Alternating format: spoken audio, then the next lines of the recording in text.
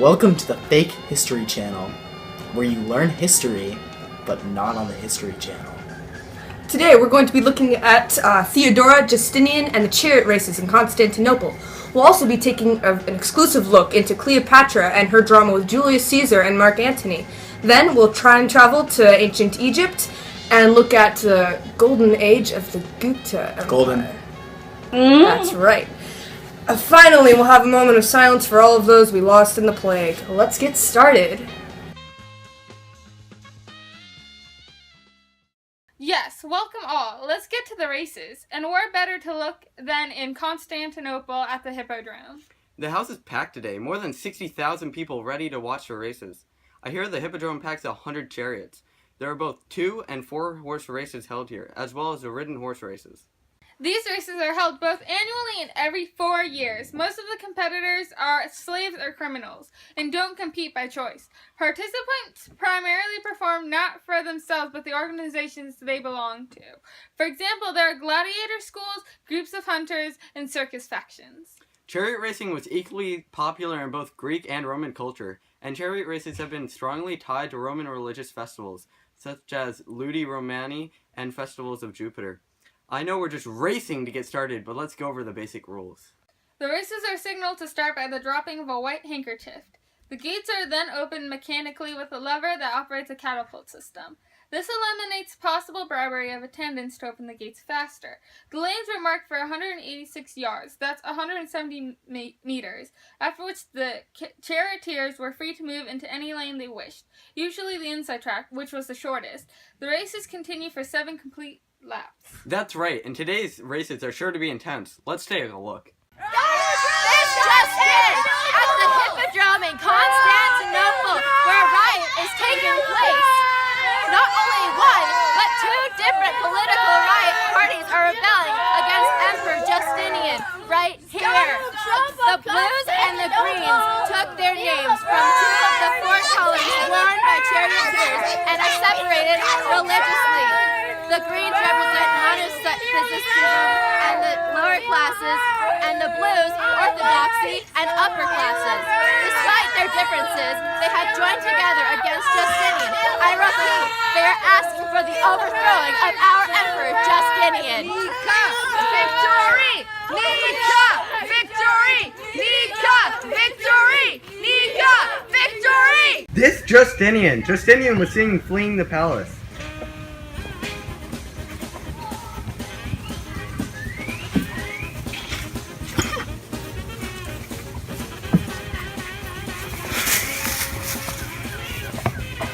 My opinion is that now is a poor time for flight, even though it may bring safety. For any man who has seen the light of day will also die, but one who has been an emperor cannot dare to be a fugitive. If now you wish to go, emperor, nothing prevents you. There is the sea, there are the steps to the boat, but take care that after you are safe, you do not find that you would gladly exchange your safety for death. People are dying! Fine!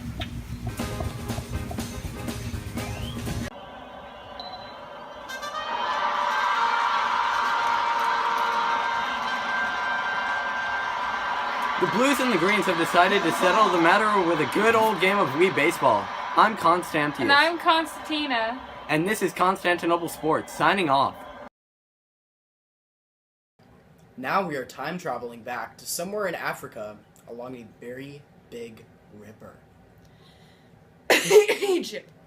Oh, thank you.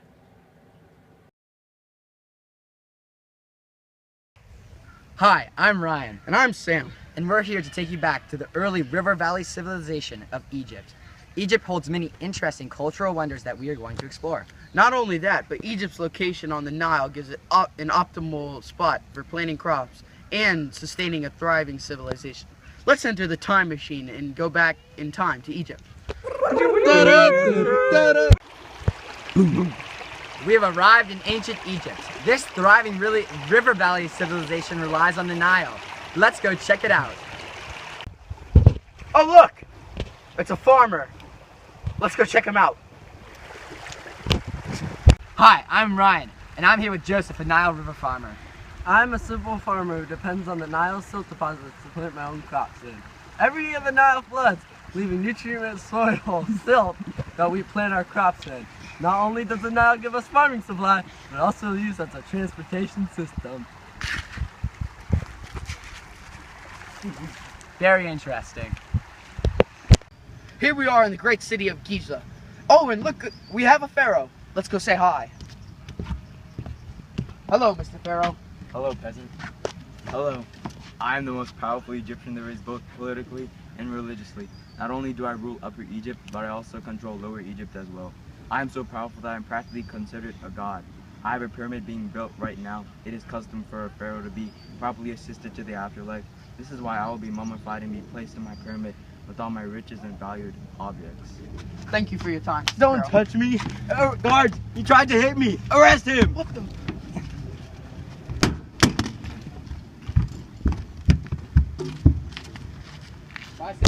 Hopefully my co-reporter's okay, but we all know I'm the better reporter. Building the pyramids were tough work. Let's go talk to a constructor now. Hello, and I'm here with a constructor for Pharaoh John's pyramid. Let's check it out. Hey, can I have a talk with you for a second? Hello, I am the head constructor for the pyramid to the great pharaoh. Things are going slowly but surely. It is hard work to haul more than 2 million limestone blocks ranging from 2 to 15 tons, up, down, and around to build this structure. However, to our pharaoh, this is seen as a pathway for his Ka to be released. The engineering feat shows our strength politically, socially, and economically, and the pharaohs as a theocratic ruler. Constructor Ethan, do you know where my fellow reporter Sam is being held? Yes, the Nile irrigation pipe.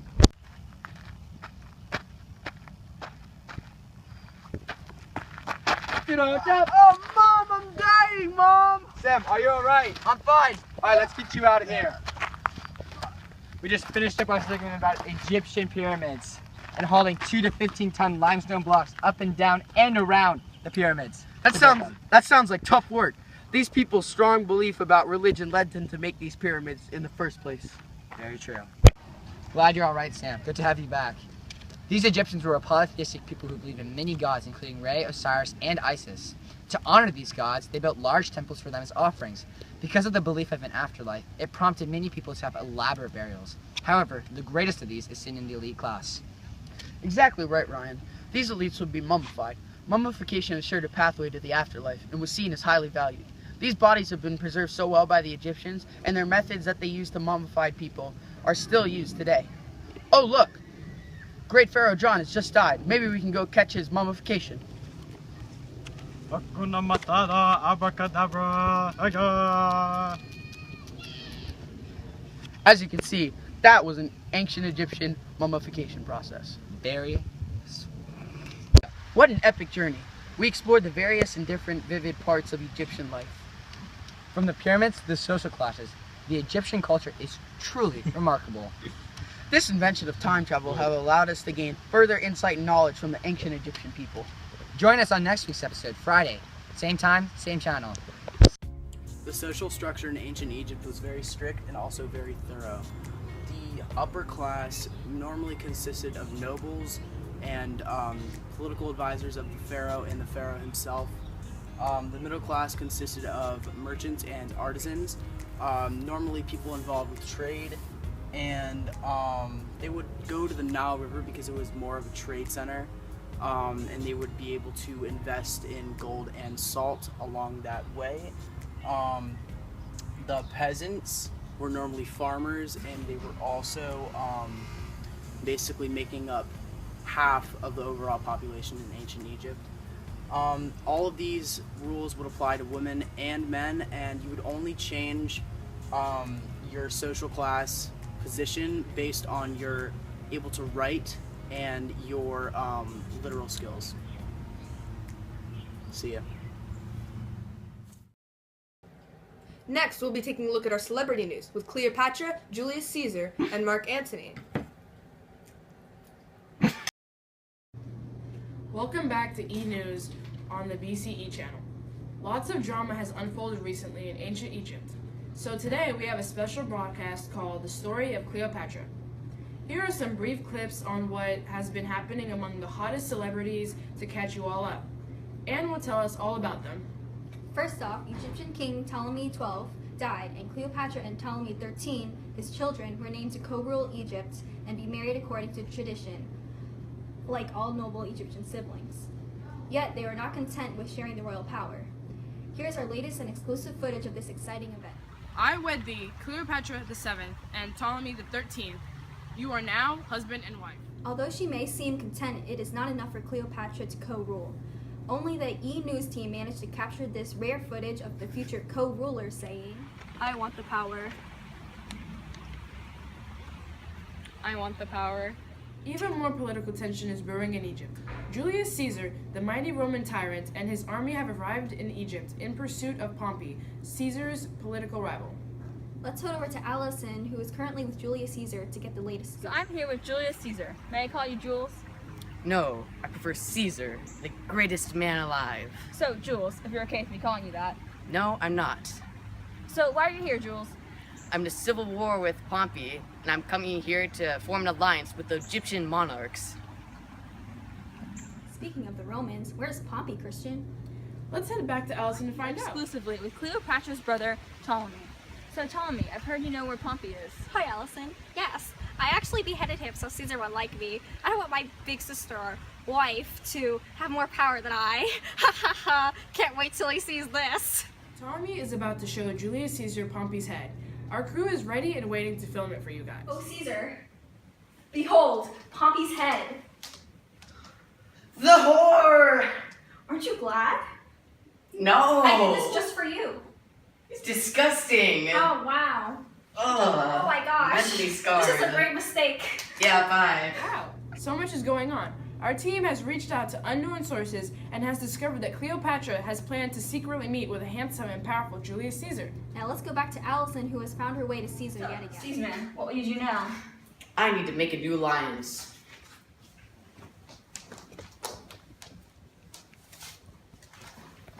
Are you Cleopatra, Queen of Egypt? Of course. You are at war with Pompey, are you not? Moreover, my brother acted foolishly, yes? Yes, my queen. What ails you? I long to be the sole ruler of Egypt. I wish to be rid of Ptolemy, the other co-ruler. I believe I can be of help. As do I. You, Caesar, are extremely brave and cunning. I must leave now. Perhaps I will see you later? Perhaps. This is getting pretty complex. Do we see a new celebrity couple forming? Allison is already with Caesar with the answer. So how do you feel about what's going on, Jules? Stop calling me that, you imbecile. Cleopatra and I have a deep connection, and I'm looking forward to what's coming. So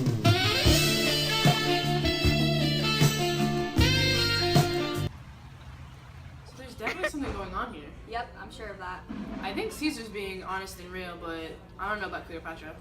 Yeah, she doesn't seem sincere. Maybe Allison can dig up some details. Cleopatra, how do you feel about what's going on between you and Caesar? Well, I feel like he won't invade Egypt now. Do you actually like him? Honestly, not really, but there's more politics here than anything. But I feel in control. Wow, Cleopatra. Back to Christian with a quick update. Here's a quick update.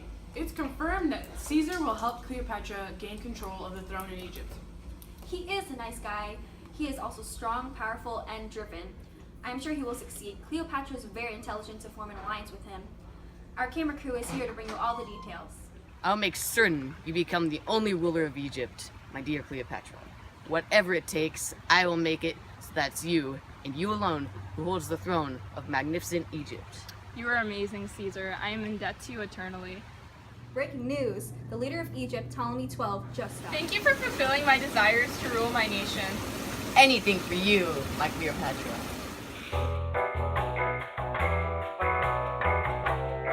Welcome back to E! News. Today, we will follow Cleopatra and find out the latest news regarding her complex, drama-packed love life. Let's head over to Allison and talk about Caesar and So, Cleopatra. how's it going for you guys? Lovely. Couldn't have said it better myself. So, do you two have any big political or marital plans coming up? Excuse me, Allison. Caesar, don't you need to go to the Senate now? True. I'll depart now, my Cleopatra. Bye. Toodles. Breaking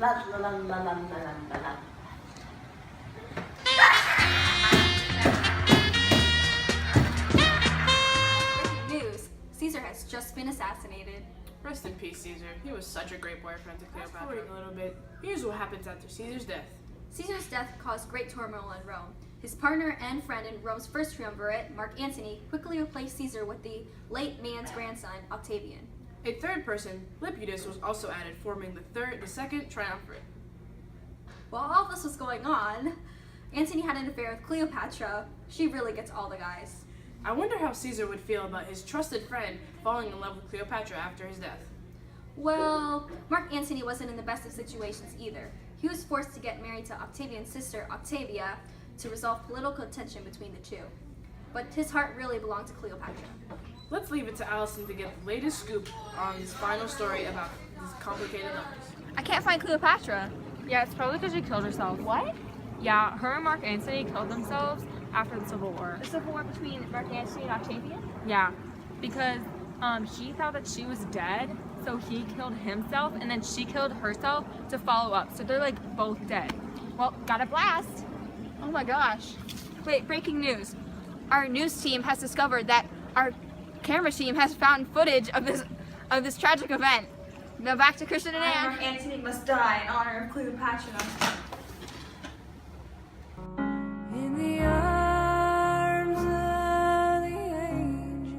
Mark Antony is dead? I have no reason to live anymore.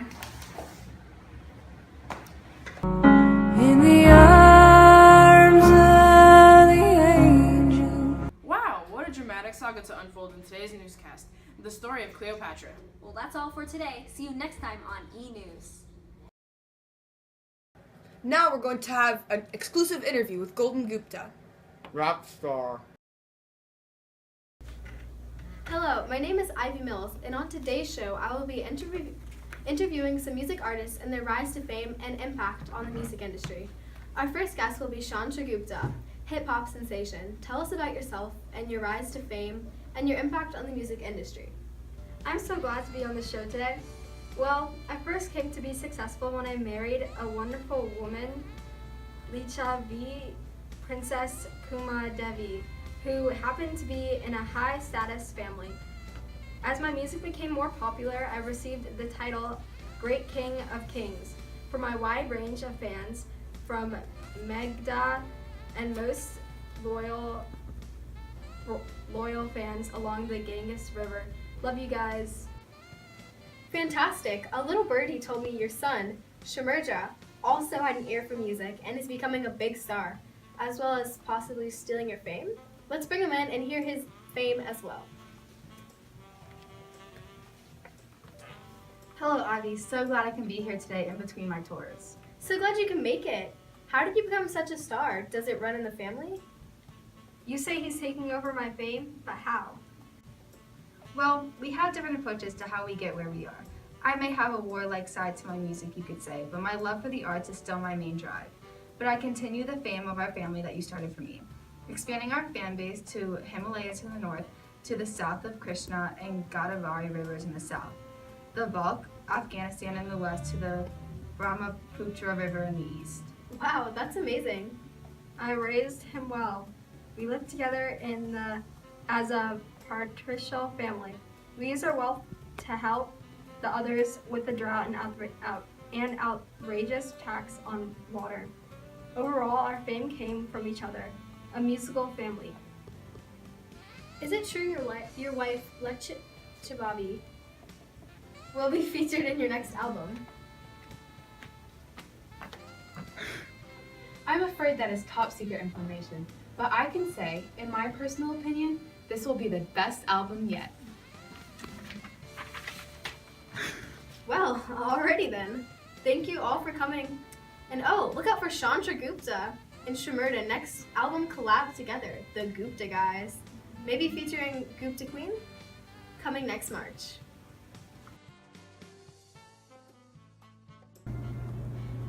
Next up is upcoming artist Chandra Gupta II. Could he take over the original Chandra Gupta? Hi, I am so excited to be here today. And although by the time I came into power, the original Chandragupta's music was a little outdated, I think both of our achievements had a booming effect on the music industry. Oh really? How so? Well, my most memorable achievement was when I beat the Shakas at Battle of the Pop Bands. I gained so many new fans and access to music trade in the Mediterranean region. Oh yes, I remember you totally crushed the Shakas. Now, is it true that you'll be releasing another album soon? Oh yes, I put my heart and soul into this album. And so did Kalidasa, one of the greatest poets I've ever met, and also a feature in one of my songs. Well, you heard it here, folks. Sean Shrigupta II is also releasing a new album. What a time of prosperity for the music industry in India. But don't go lining up just yet, because up next we'll be getting the inside scoop on what really is inspiring all of these amazing artists. So let's bring back all three of our Gupta guests. So, first off, what are some things that may have influenced your songs or music videos? Well, as I said earlier, my warlike side does play a part in my music. That's why many of my songs are about my 40 years of conquest throughout India. Of course, but are there things that other people have accomplished that may play a role in your music? I mean, I love writing songs about the contributions of our beloved astronomers and mathematicians, such as their discoveries that the world is round through the observation of the lunar eclipses. Don't forget the invention of the numeral 0, the decimal system, and pi. Fascinating! Is this why the silk gown you wore in your last music video had numbers printed all over it? Oh yes, that magnificent silk outfit was made for me by some of our Chinese trade partners. The numbers on it weren't just any numbers, it was pi, 3.15926. Haha, yes, son. No need to recite the entire thing, but back to our Chinese trade partners. I don't know what we would possibly do without them. We love being the middleman along the Silk Roads and being able to pass along goods from China all the way to Eastern Europe and vice versa. That's fantastic. What sorts of goods do you tend to trade? Gold, silk, spices, anything you could imagine. So our final and biggest question for today is, who made the music industry the best? I believe we all did. Me too. Because we all make the music industry one by putting in all our work to help the world out and promoting wonderful new ideas. Wow, what a great closing remark. Thank you all for watching today's show on the music industry. Our final segment today will be on the plague and the weather.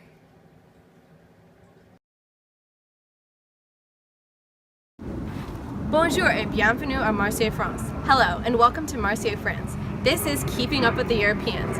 Today's segment will keep you up to date with the events happening in Western Europe in 1348. Today's breaking news is the plague. This deadly disease is spreading faster than you can say Charlemagne. Now to Christina with more information. So Christina, what's the sitch? Well, Amani, symptoms of the plague have been reported as black or purple spots on the skin, fever, delirium, and chills, and they usually lead to death. It started in Sicily and went all the way up the Italian peninsula, and it has devastated many towns and cities. That's terrible. I know, at this rate it's going to go all the way up to Flanders, the Holy Roman Empire, and Scandinavia. Man, that's a lot of places. And now to Kayla with horse traffic. So Kayla, what's the haps? I'm here to update you on the horse traffic here on Clovis Court and Pepin Lane. The town seems to be very gloomy and there's not a horse to be seen. Yeah, retweet. Most people are staying indoors and making sure to avoid the streets. I suggest that for you too. Also, trade has been at its all-time low. Man, why can't we keep anyone alive in this town? I don't know. Marseille is like a ghost town. A lone horse. Hey! His owner must have died from the plague. I hope this buddy doesn't get sick. He's the last survivor in our town. On a brighter note, we will now be going to Abla with the Middle Ages sports. So, Abla. Hello, lords, serfs, and knights. I'm here to catch you up on all the daily wins of our home teams. Here is our archery team preparing for their next match. Wow, what a team. It appears as if they have painted black dots all over them. Go Hornets, great team spirit. Oh wait, those are buboes. Wait, what's going on? What? The team has fallen ill. Help!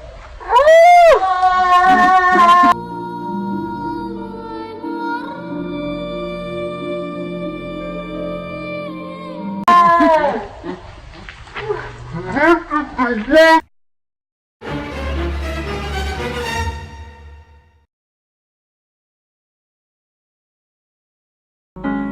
the arms of the angel, fly away. So, Brooke, what are your tips for this plague? Well, to avoid the plague, I like to stay indoors and with my best friend. Best friend? What best friend? My cat, Isaac. Hello, Isaac. Hello. So, how do you feel about the How do you feel about the plague? I am very scared of it, but with Isaac by my side, I know I'll never get the plague. Where's Isaac at? He ran away, just to my home. Doesn't seem like he's your best friend after all, huh, Brooke? He is. Huh? Huh? You're lonely because everyone's dead! Everyone's dead! And now to Christina and Kayla with medications for the boobos. Well, we believe that a little bit of vinegar and some water will do the trick. So, now some water.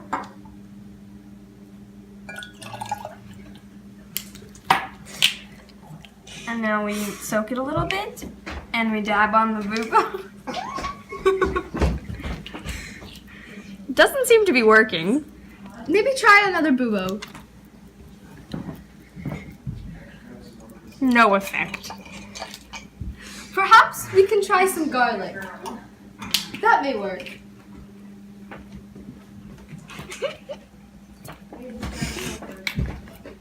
Let it soak a little.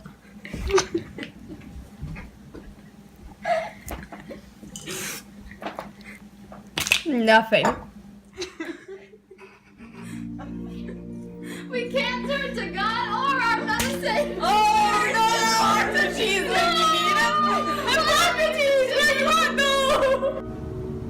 It doesn't look like this plague is going away, does it, Amani? Nope, not at all. Thanks for watching Keeping Up with the Europeans. Until next time. Kayla, it's time to get your chamber pot. You gotta throw it out. Hold on. Cut it.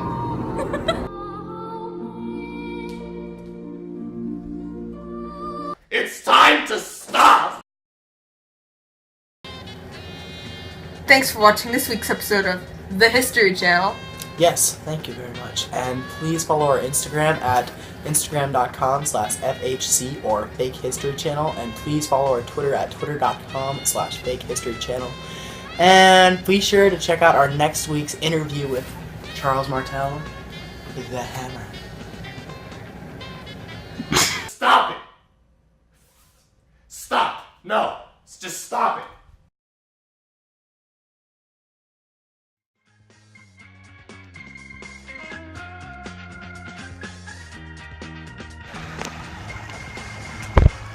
Here in ancient Egypt, there were many dangers, such as this snake. They killed many.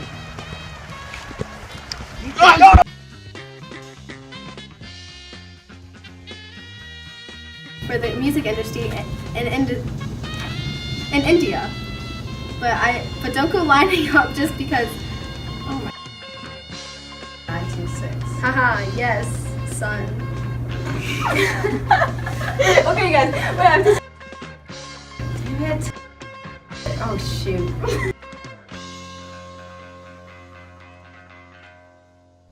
This needs to stop!